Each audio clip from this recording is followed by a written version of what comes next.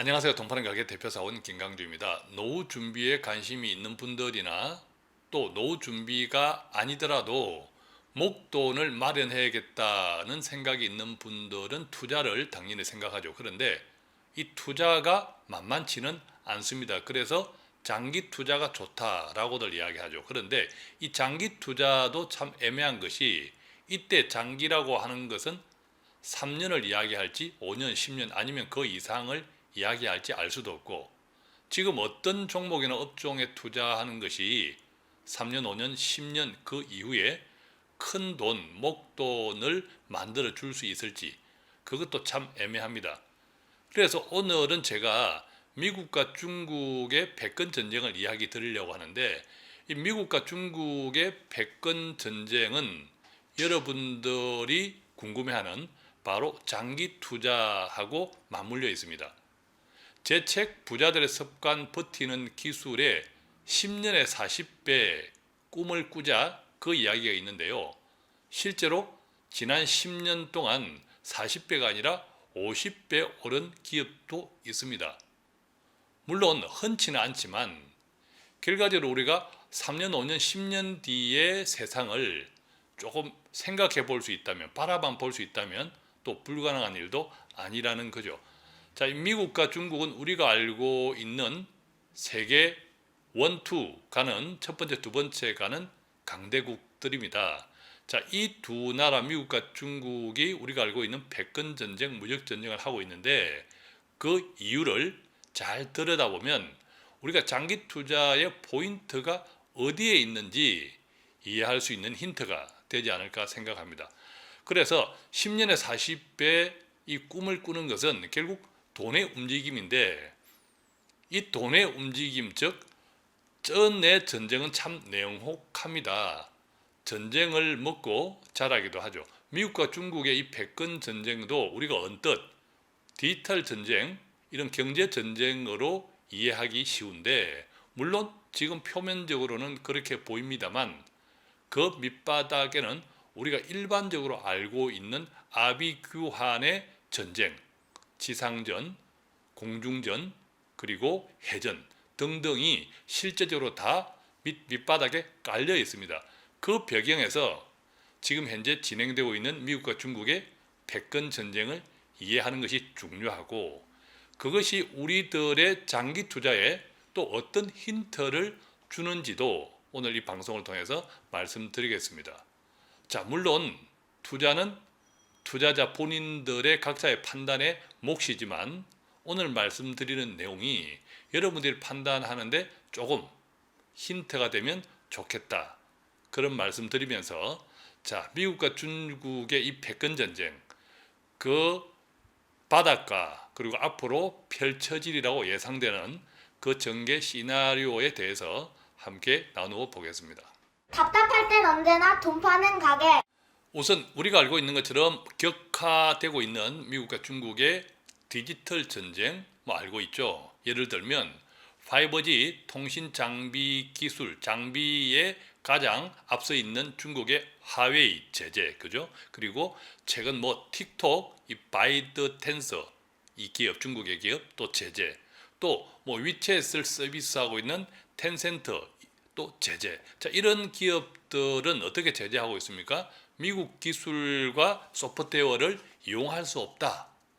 이런 것들을 이 기업에 제공하는 기업들도, 예를 들면 한국 기업조차도 당장 제재를 하겠다. 자, 이런 내용입니다. 뿐만 아니라 최근 이제 중국 최대의 반도체 파운드리 기업이 있죠. SMIC. 그쪽도 제재하겠다. 마찬가지로 미국 기술과 소프트웨어를 이용할 수 없다. 이 반도체에서 미국 기술과 소프트웨어를 이용할 수 없다라고 하면 앞선 이 디지털 기업들도 마찬가지이지만 정말 제대로 제품을 개발하고 서비스를 개발하기가 힘들죠. 왜냐하면 우리가 이야기하는 4차 산업에 가장 앞서 있는 기술, 서비스가 바로 소프트웨어가 미국의 원천 기술을 대부분 이용하고 있기 때문입니다. 앞서 말씀드린 화웨이도 5G 통신 장비 가장 앞서 있는 업체지만 이 또한 반도체, 우리가 시스템 반도체, 팹리스 분야에서 상당히 이게 중국 내에서는 선두 기업이고, 조금 전에 이제 SMIC도 파운드리 위탁 생산 분야에서 중국 내에서는 아주 선두 기업들이죠. 그러니까 기술 기업들뿐만 아니라 중국의 반도체 기업들도 그냥 죽이겠다라고 하는 것이 미국의 의도입니다.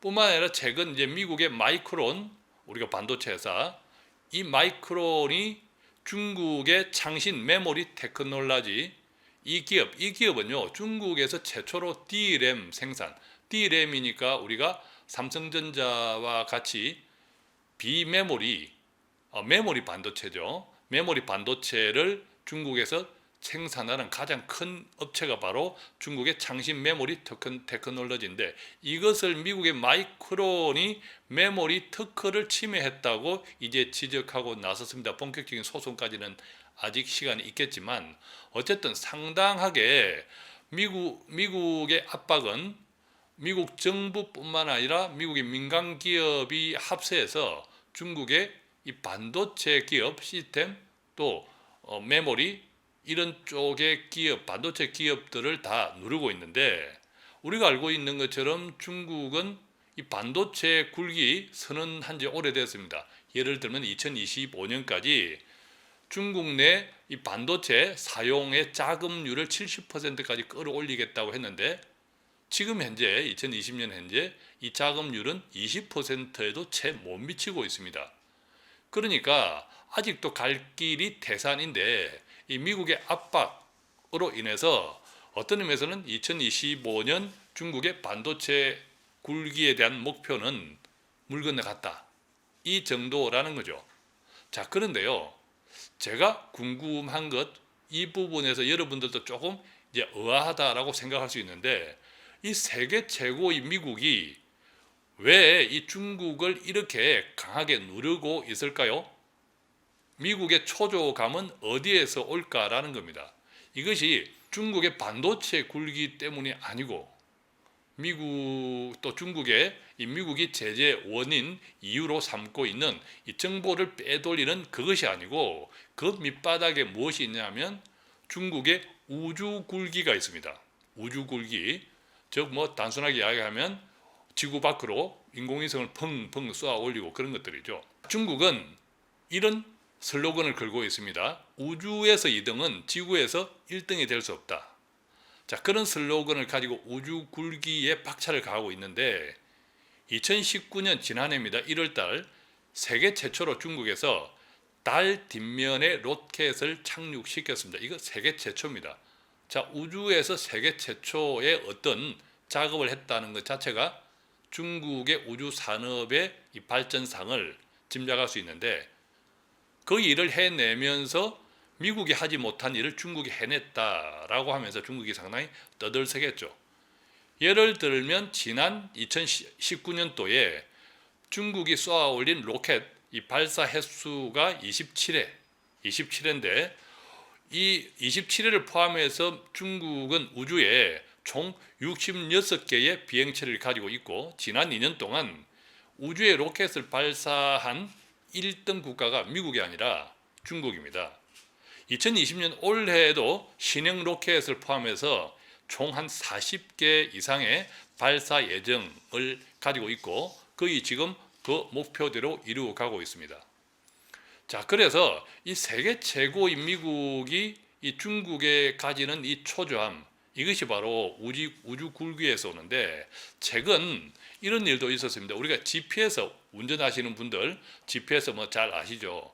이게 우리가 운전하시는 분들은 GPS가 아주 평범해 보이는데, 이 GPS는 정말 엄청난 힘을 가졌습니다. 이 GPS는 군사적으로도 엄청난 위력을 가지고 있는데, 예를 들면 이 위치 정보 GPS는 선박, 항공기 운항은 물론 군사, 농업, 업, 통신 등에서 필수적이고, 또 자율주행차, 그리고 로봇 등 미래 산업에서도 핵심 기술이 바로 GPS입니다.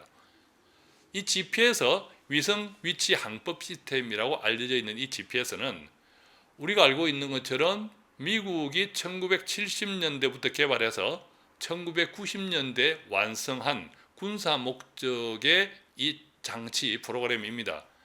그 이후에 90년대 이후에 민간에 무료 개방하고 지금 우리가 운전하시는 분들도 아주 그냥 편하게 사용하고 있는데, 어쨌든 미국에 개발한 GPS가 90년대 이후에 민간에 개방하고 그 이후부터 오랫동안 수십 년 동안 미국이 이 GPS를 독점하고 있었다라는 거죠. 그런데 이 중국의 우주 굴기의 하나로 바로 미국의 GPS 독점 시대가 끝이 났습니다.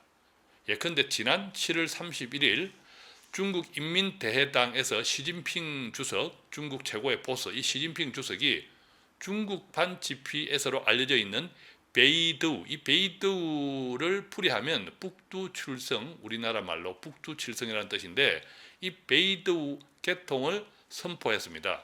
자, 중국판 GPS 베이드우는 어떤 의미가 있냐면요, 미국의 자존심인 GPS 독점을 깼다, 그런 의미가 있습니다. 그래서 이 시진핑 중국의 보스가 중국 공산당에게는 가장 위험 있는 장소, 즉 중국 인민대해당에서 이 보스, 중국의 보스가 그 베이드우 계통을 선포식을 한 거죠. 인공위치 정보 시스템, 이 GPS, 이것들은 많은 다수의 위성, 인공위성을 필요로 합니다. 그러니까 우주 기술 강국만이 할 수 있는 서비스가 바로 위성 위치 정보 시스템 GPS 서비스라는 겁니다. 그런데 이 베이드우는 위성과 기술이 가장 최신식이고 따라서 성능도 가장 높은 것, 즉 미국의 GPS를 능가하는 것으로 평가받고 있습니다.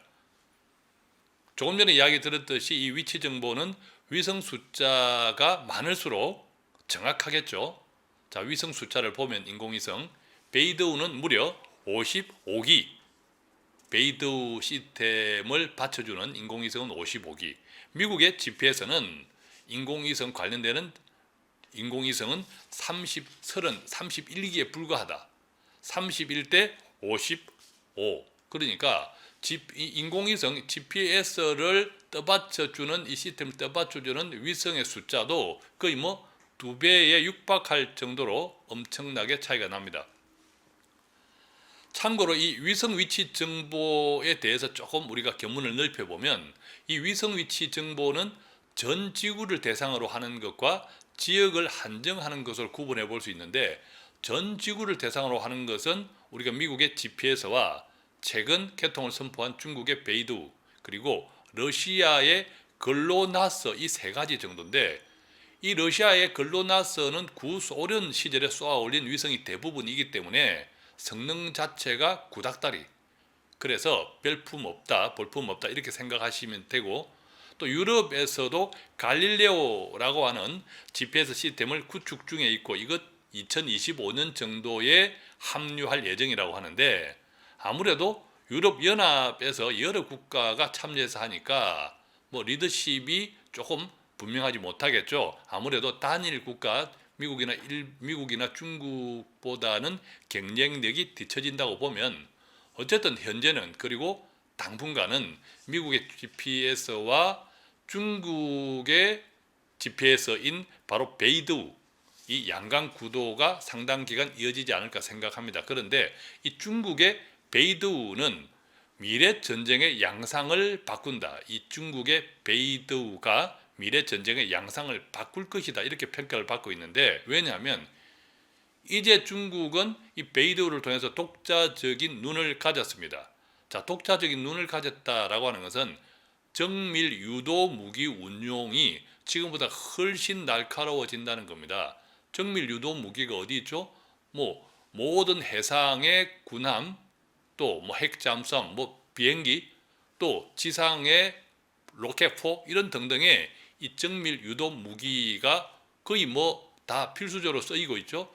이게 얼마나 정밀하냐 차이가 바로 GPS와 연관이 되어 있고, 이 중국의 베이두의 개통 선언은 바로 중국 전체의 군사력을 엄청 향상시켜주는 역할을 하게 된다라는 겁니다. 이 현대전에서 독자적인 위치 정보 기술을 확보하는 것은 전쟁의 성패와 직결되어 있다고 하고, 따라서 중국 역시도 이 중국판 GPS인 베이두 개발도 군사 목적이었죠, 당연히. 예컨대 오래전 이야기입니다. 1994년도 미국과 이라크 전쟁에서 미국이 GPS로 정확하게 적 기지, 이라크 기지를 정밀 타격하는 모습에 중국은 충격을 받았다고 합니다. 뿐만 아니라 1996년 중국이 대만 앞바다의 위협으로 대만 갈등, 대만 해협 갈등으로 인해서 미사일 3발을 대만 앞바다에 펑펑펑 쐈는데 그 가운데 2발이 전혀 엉뚱한 지역에 추락했다고 합니다. 그 이유를 알아보니까 그 이유가 미국이 GPS를 차단해서 중국이 쏜 미사일이 길을 잃었기 때문이라고 합니다. 그때까지만 하더라도 당연히 중국은 독자 위성 GPS가 없었기 때문에 미국의 GPS를 의존하고 있었는데 미국이 이 GPS를 차단해 버려서 날아가던 미사일이 전혀 엉뚱한 곳에 그냥 길을 잃고 추락했다라는 거죠. 그때 충격을 받고 중국은 자체 GPS 즉 베이두를 개발에 착수했고 무려 400여 기관 그리고 약 30만 명의 과학자가 투입되고 개발 기간이 26년이었다고 하니까 뭐 돈이 어마막대하게 들어갔다. 이것은 뭐 추정이 어렵지 않겠죠. 결과적으로 그 막대한 돈과 시간과 또 인력과 기관, 연구기관들을 다 동원해서 베이다우를 이제 GPS, 독자 GPS를 중국이 보유했기 때문에 앞으로는 중국의 전체적인 군사력, 정밀 이 군사 장비의 운용에 훨씬 자신감이 생겼다라는 거죠. 그렇다면 지금 이 중국의 베이두와 미국의 GPS는 구체적으로 어떤 차이가 날까? 아까 말씀드렸던 대로 일단 베이두가 능력 면에서 훨씬 앞서 있다 이렇게 평가를 받고 있는데 구체적으로는요. 미국의 GPS는 2차원 위치만 확인 가능하다고 합니다. 그런데 베이두는 높이까지 구분 3차원이 확인 가능하고 그 결과로 이 경로가 같은 지상 도로와 고가 도로의 위치를 다르게 인식할 수 있다고 합니다. 베이두는 또한 유일하게 단문 통신 기능도 탑재되어 있기 때문에 이동통신망이 없는 지역도 1회당 중국어 기준 1천자의 전송이 가능하다고 합니다. 더 중요한 것은 오차 범위인데 이 중국의 베이두는 미국의 GPS에 비해서 가장 작은 오차 범위를 가지고 있다고 합니다. 예를 들면 민간용 베이두의 오차는 5에서 10m 정도로 GPS와 비슷한 반면 이 군사용 베이두의 오차는 불과 10cm에 이른다고 합니다. 이 10cm의 오차는 미국 GPS의 3분의 1. 반대로 이야기하면 미국 GPS의 군사용 오차는 한 30cm 정도인 반면 중국 베이두의 오차 범위는 그 3분의 1인 10cm에 불과하다. 훨씬 더 정밀하다라는 뜻입니다. 그래서 지난 2019년 중국의 건국 70주년 열병식을 할 때 차량 580대가 행진을 했고 그것을 베이두가 통제를 했는데 기준선 좌우로 1cm 이상 벗어나지 않았다 할 정도로 이 중국 베이두의 이 정밀성이 우수하다라는 거죠. 자, 그러면요. 중국은 물론 상당한 경제 대국으로 올라서 있지만 워낙 인구가 많기 때문에 중국 국민들 인민이라고 칭하죠. 자기들은 이 중국 국민들의 평균 이 소득들은 아주 적습니다. 아직까지도 인구가 워낙 많기 때문에 또 절대 기근에 시달리는 이 백성들도 아주 많은데 그럼에도 불구하고 이 뭐 우주 개발 얼마나 엄청난 천문학적인 돈이 들지 않겠습니까?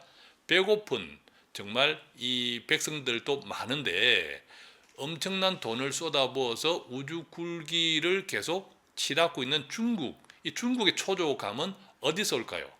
자, 지금 그림에 보면 최근 이제 중국을 중심으로 동아시아의 해상 도면이 나오고 있습니다. 바로 해양 패권의 현실인데요. 이 그림에서 보면 중국의 가장 근접해 있는 이 선 있죠. 왼쪽의 선. 이 왼쪽의 선이 중국의 해군력이 커버할 수 있는 현실적인 이 방어선입니다. 그런데 미국과 이 해양 패권을 계속 다투려고 하면 이 지금 현재 왼쪽에 있는 이 방어선을 더 확대해서 오른쪽 서태평양 쪽으로 더 진출해야 하는 현실적인 목표가 있죠. 자, 그러기 위해서는 중국의 해군력이 이것을 지금 현재 방어선을 더 확대해서 적극적인 방어선을 구축하는 데는 중국의 해군력이 지금 턱없이 부족하다. 자, 지금 자료화면, 지금 보시는 이 화면은요, 미국과 중국의 해군력의 현실을 나타내고 있는데, 항공모함 현재 미국 11대, 중국은 딱 2대에 불과하죠. 뭐 구축함 숫자, 순양함, 뭐 프리기함 이런 등등의 약간 대소의 차이가 나지만 가장 결정적인 것은 또 공격력 핵잠수함이 미국은 무려 53척을 가지고 있는 반면 중국은 10척도 되지 않습니다. 딸랑 6척. 자, 이렇게 미국과 중국의 해군력이 항공모함, 공격형 핵잠수함, 또 구축함 등등에서 중국을 압도하고 있는 이 현실. 자, 이 현실에서 중국의 입장에서는 당장에 1차 이 저지선 나름대로 1차 기준선, 그 기준선을 확대해 나가는데, 방어선을 확대해 나가는데 상당한 한계력을 느끼고 있다. 한계를 느끼고 있기 때문에 당장의 어떤 물리적인 그 숫자를 증대시키기로는 상당한 시일이 필요하므로 대신에 이 정밀 기계, 정밀 장치의 그 질적인 향상을 통해서 정확도 훨씬 지금 현재 가지고 있는 자기들의 이 군사력을 향상시키겠다. 그것이 바로 중국의 우주 굴기에 대한 군사적인 목표의 첫 번째입니다.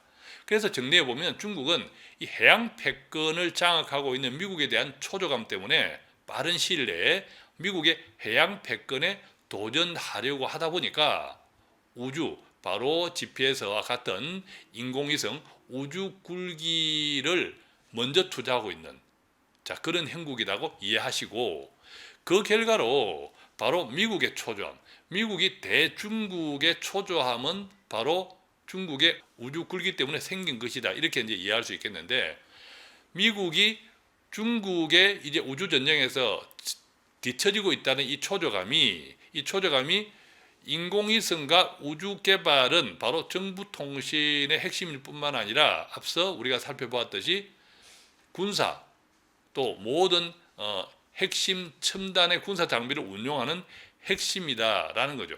그러다 보니까 중국 입장에서는 해양 패권을 당장에 장악하기 위한 그 시점을 앞당기기 위해서는 우주 굴기가 필요하고, 또 미국은 그로 인한 중국의 우주 굴기로 인해서 이 우주 전쟁에 뒤처지고 있다는 그 초조감이 현재의 중국의 이런 디지털 또 첨단 기업들을 계속 제재하는 이런 결과로 나타나고 있다라는 겁니다. 물론 이 우주 전쟁, 우주 개발은 비단 군사뿐만 아니라 뭐 경제 또 다른 많은 부분에 영향을 미치는 부분이지만, 또 앞으로 우리가 뭐 지능, 또 인공지능, 자율형 자동차 등등 할 것 없이 4차 산업에도 엄청난 영향을 미치고 있지만, 지금 제가 말씀드리는 것은 현실적으로도 바로 미국과 중국의 이 군사 패권에서도 가장 큰 동기부여를 하고 있다. 그런 뜻입니다. 따라서 앞으로 미래에서 가장 불꽃 튀게 될 미래 산업을 꼽으라면 저는 단연 우주 산업이다고 생각이 드는데, 그러니까 우리가 장기 투자를 한다고 할 때 3년, 5년, 10년 또 뭐 그 이상일지라도 경제로 확산시키면 경제 분야에 가장 크게 영향을 미칠 업종이 바로 저는 우주 분야라고 생각을 합니다. 자, 그렇다면 우주에 투자하는 것은 어떻게 해야 할까요? 우주 관련 기업들은 많습니다만 아직도 위험 기업들이 많습니다. 아주 뭐 보편적으로 보면 우리가 보잉 같은 큰 이제 비행기 회사들도 당연히 이 우주 항공 산업에 관여되어 있습니다. 그런데 이 우주 항공 산업은 엄청 복합적인 것이기 때문에 이 보잉과 같은 큰 기업뿐만 아니라 또 이 중소 첨단 기술을 가진 우리 입장에서 보면 벤처기업, 위험 기업들도 많이 뛰어들어 있죠. 예를 들면 뭐 일론 머스크, 우리가 테슬라 자동차의 CEO, 그쪽에서는 뭐 스페이스 X 이런 기업들도 많이 참여하고 있기 때문에 어떤 기업에 투자하는 것이 10년 내 40배의 꿈에 근접할 수 있을까를 생각해 보는 것은 참 쉽지가 않습니다. 그래서 제가 말씀드리고 싶은 것은 ETF입니다. ETF는 우리가 펀드죠. 우주에 투자할 때 가장 손쉽게 접근할 수 있는 것은 펀드인데 제가 추천드릴 수 있는 펀드는 티커 UFO입니다. 정확하게 이제 풀네임은 Procure Space ETF인데 일반적으로 이제 약자 티커로 불려지는 약자는 UFO로 검색하면 이 ETF가 나옵니다. 자, 이 ETF는 세계 최초의 우주항공 그리고 방위산업 관련 펀드인데 주로 위성 기반 소비재 및 서비스, 로켓, 위성 제작, 그리고 발사하고 유지 보수하고 관련되는 하드웨어, 지상 장비 관련 종목들로 구성되어 있습니다. 펀드의 80%를 조금 전에 말씀드린 우주항공 관련 종목에 투자하고 나머지 20%는 방위산업에 투자하고 있는 ETF입니다. 자, 제가 참고로 이 ETF를 말씀드리는 겁니다. 지금 뭐 당장 투자하라. 자, 이것은 아니라는 거 다시 한번 말씀드리고 그렇지만 이 ETF는 조금 전에 말씀드렸던 세계 최초의 우주 산업에 투자하는 펀드입니다. 설정은 불과 뭐 1년 남짓 되는 펀드입니다. 1년 남짓 되는 펀드인데 순자산도 아주 사이즈도 적습니다. 지금 보면 2억 8천만 달러 정도의 규모를 가지고 있으니까 순자산이 2억 8천만 달러면 미국 ETF에서는 아주 소형에 들어간다. 보유, 투자하고 있는 주식 종목 수도, 기업 수도 한 32개 정도에 불과한 이런 기업이다. 이 펀드는 어떤 기업에 투자하냐? 이 내용을 보면요. 지금 이제 자료 화면에 올라가 있는 것처럼 버진 갤렉틱이라고 하는 우주항공 기술 기업, 자, 여기에도 투자하고 또 막사 테크놀로직스 이 기업들도 투자하고 자, 이런 기업들은 일반적으로 조금 알려져 있는 우주항공 관련되는 업종들입니다. 또 기타 뭐 여러 군데 업종들을 투자하고 있는데 자, 이런 기업들은 대체적으로 뭐 미국을 중심으로 유럽 이런 등등의 국가들에 퍼져 있는 기업들에 두루 투자한다. 30여 개 기업에 투자하는 ETF다. 이렇게 이제 이해하시면 되고요. 자, 오늘은 이렇게 해서 10년 내 40배의 장기 투자의 꿈을 꾸는 분들이 앞으로 장기 투자할 때 어떤 업종에 관심을 가지면 좋을까라는 힌트를 드리는 측면에서 거대 미국과 중국의 이 패권 전쟁의 막후 막전의 상황을 조금 이해하면서 이것들이 결국 이제 우주 전쟁으로 나아가고 있고 그 우주 전쟁의 시작점은 또 우리가 알고 있는 정말 피 튀기는 그런 전쟁의 위협 때문에 양쪽 나라가 그런 초조함에서 비롯되고 있다. 자, 이것들을 좀 말씀드렸고 관련되어서 우리가 우주 산업에 조금 관심을 가지는 게 좋은데 그렇다고 어떤 특정 기업을 하기로는 또 부담스러우니까 조금 이제 평균화되어 있는 ETF에 관심을 가지면 좋겠다. 이 말씀도 드렸습니다. 이런 내용들을 참고하시면서 이 장기 투자를 적절히 또 분산해서 또 투자해보는 그런 포트폴리오가 유용하지 않을까 생각해 봅니다. 오늘 또 돈 파는 가게는 조금이라도 유익한 정보 배달해 드리기 위해서 최선을 다하고 있습니다. 구독하거나 다른 좋은 분들께 공유해 주시는 것은 방송을 준비하는 제게도 큰 힘이 됩니다. 간단한 문의는 02-536-0153 그리고 플러스 친구 카톡 돈 파는 가게 1대1 채팅창 통해서 문의해 주시면 아는 범위 내에서 성실히 답해 드리겠습니다. 고맙습니다.